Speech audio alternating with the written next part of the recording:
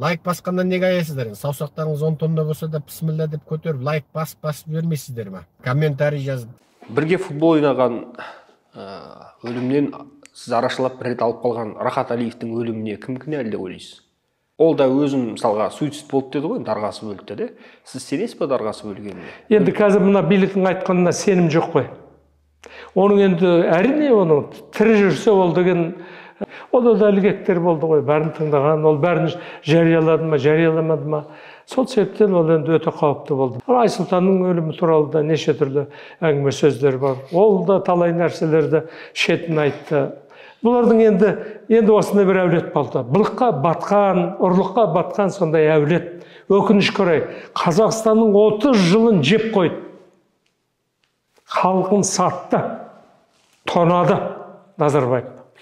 Өкінішті. Кувейтті озамыз деді 90-шы жылдарда. Озуға мүмкіндік, Эмираттарда озуға мүмкіндік болды.